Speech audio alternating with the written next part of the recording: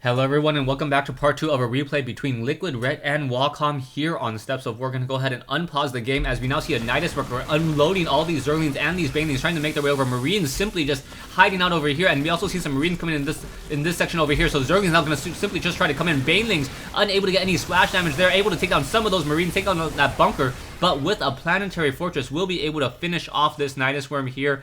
And the Thor is just currently sitting, or the Terran player currently sitting off of 3 functional bases so far, as there's only 3 mineral patches left over here. Too many SCVs. We are now getting the level 3 weapons upgrade nearly completed, but Corruptors and the Greater Spire now being trained and produced. We do see some Zerglings and some Banelings hiding out over here. If those Zerglings and Banelings were in the right position, they could have caught all of those units in transition. Zerglings now simply trying to come in, will not be able to.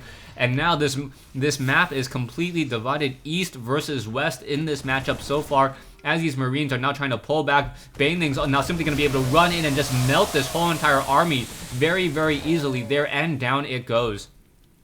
Back over here, we still see a swarm of Mutalisks hiding off over here, and we also see the Zerg ground carapace level 3 upgrades as well. So level 3 upgrades for those ground units will be able, very, very difficult to deal damage towards those Zerglings and those Banelings, as those, sorry, not those Banelings, those Broodlings, as they're coming out. We see a large swarm of Corruptors now in the air. The Corruptors do have 1/1 upgrades, as another command center being placed down here. Liquid Red sitting on 200 army boats and is not attacking. Not quite sure what he plans to do, as he's just dealing a lot of damage towards those Overlords and towards those Mutalisks. He needs to become very, very careful, and if this game starts to become more of an economic long-term game, he may have to start investing in some Ghost and some Ravens. And we do see that most of the mineral patches are being laid down, and as longer the game goes, the more you want to be able to rely on energy-based units. Thors with that cooldown on the 250mm strike cannon. Infestors are also a very, very good choice, as they become effective over time. Even, we quickly dropped over here, so Medevacs now dropping into play over here, but those Zerglings will simply be able to quickly surround this. And now, even though those Marines are fully upgraded, those Zerglings will be able to slash through enough, deal damage, and finish that off as one Baneling detonates to finish that last Marine over here. Broodlords now coming in, and the Broodlords have no escort whatsoever. The Vikings, however, dealing a lot of damage to those Broodlords, but the Broodlords are simply trying to clean up all the static defense over here. And the Terran player losing many of his siege tanks, and Wacomm in a little bit of trouble here, as those Broodlords are able to just deal so much damage. Those Broodlords do have level 2 armor on them, so those Vikings were not able to deal that much damage. And now Broodlings coming over here. However, no additional swarm coming in just quite yet. And now the Zerg player sitting at 171, so quickly producing a lot more units, training up 7 Ultralisks. Ultralisks will take quite some time to build. But this is where the production of the Terran player, so powerful, was able to take down this planetary fortress down over here. But another planetary fortress was placed down over here, so a little bit of long distance mining off of some of these mineral patches. Vikings able to quickly clean up many of these Mutalisks, and now the Vikings able to get air superiority once again. And perhaps we should get some SCVs underneath these Vikings in order to repair it. The Terran player should also try to take this expansion over here, otherwise he will quickly find himself far behind in the economic game. 2,200 for Liquid Red. Wacomm sitting at 1,500. You can see the losses. Liquid Red losing about 6,000 minerals more, but somehow I believe that Liquid Red still has an advantage just because the Terran player has not moved out to attack. And once again, Liquid Red back up to a 200 versus 200 mineral army. More Ultralisks being trained, level 3 melee attacks, and the Chitonus plating for those Ultralisks. Ultralisks will quickly have, I believe, they're going to have a 6 armor, so those Marines are only going to be able to deal, 3 damage per attack, even though they are fully upgraded. Siege tanks are going to be able to blast away a lot of them. Crucial shock cannons able to deal 59 damage after you take an account into that armor. But with Infestors, Banelings, and Zerglings, those Infestors are going to be able to immobilize that army and deal a lot of damage relatively quickly.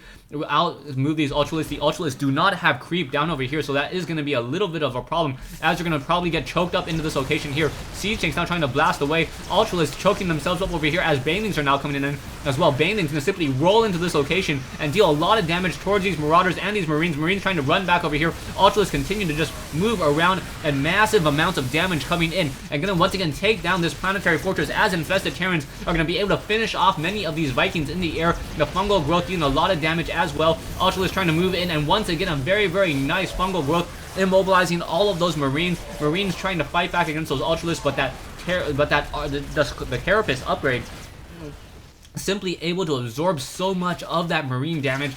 A natural 6 armor there. The command center will get taken down as we now have a Nidus network finish off over here. So now taking a look at the losses, 2,000 versus 16,850, and you can see how far behind Wacomm truly is. Once again, another round of fungal growth, and now some of those Vikings very, very low on hit points. Ultralisk trying to come back in. There are a couple of siege tanks here.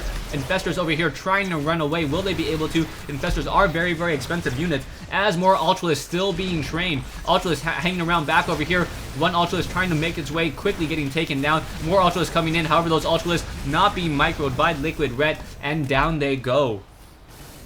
Siege tanks once again will be able to siege up behind this brush over here with one Zelnaga Watchtower giving him sight, and now be able to protect this expansion down over here. We do see a hatchery being placed down here by Liquid Red, so Liquid Red will be able to take this particular expansion, and this game is still has some time to go. We do see a lot of banelings currently in production, 20 banelings now joining the army.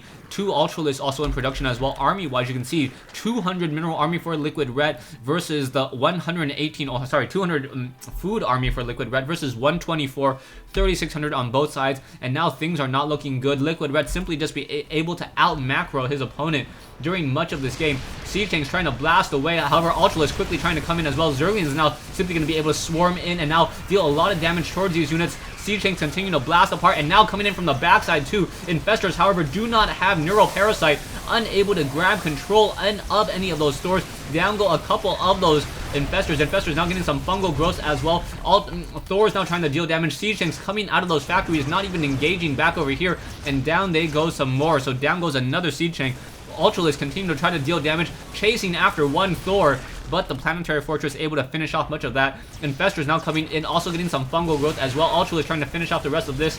We do have some medevacs in the air. Infestors on the ground continuing to fight back and forth as this hatchery has been completed. Back over here, Liquid Red nearly mining out of this mineral patch, nearly mining out of this mineral patch. So the only mineral patches left are the north side for Liquid Red. So Liquid Red in a little bit of trouble if this war becomes a war of attrition, as he is not able to currently mine out that many mineral patches. But Wacomm at the same time does not have that many harvesters. And I believe with a 3875 versus an 1800 mineral army, the double army mineral size, Liquid Red should be able to take and press his advantage in just a moment. Production wise, 3 additional Ultralisks, 1 additional Infestor now coming in for a very, very large army once again, almost back up to 200 mineral army every single time that his army is depleted and destroyed, simply running off of 5 hatcheries, able to just get back right into this game. Ultralisk now up on that high ground will be able to make their way back down. Perhaps a couple queens should start doing some transfusion in order to heal up some of those Ultralisks, as those Ultralisks some of them are in the orange zone already. A couple banelings now on that low ground, and this is going to be the last stand for Wacomm if Wacomm is not able to take another expansion down over here. Ultralisk now trying to come in, and those Ultralisks going to be able to come in over here, but there are going to be some Zerglings coming around from that north side as well, and some banelings, so Ultralisk able to just simply push through into this location. Banelings going to be on a roll, able to roll up this ramp, dealing a lot of damage towards those Marines, and now Wacomm has left the game. So Liquid Red able to simply out macro and simply use the Zerg swarm here on Steps of War. Wacomm unable to press his early advantage. He did have a stronger army during much of the game, but since he didn't move out and he didn't get enough Marines, he was always just constantly in fear. As a Terran player, if you turtle up in your base too long against a smart Zerg player like Liquid Red, you will find him expanding all across the map. Liquid Red was always 1 to 2 bases ahead of Wacomm, and even though the losses wise, you can see that Liquid Red in the end lost more resources by far against Wacomm. Wacomm still had the GG just because he sat in his base too long and was not able to mine enough minerals. Thanks for watching, thanks for listening. I hope you guys enjoyed this 1v1 replay between Liquid Red and Wacomm here on Steps of War.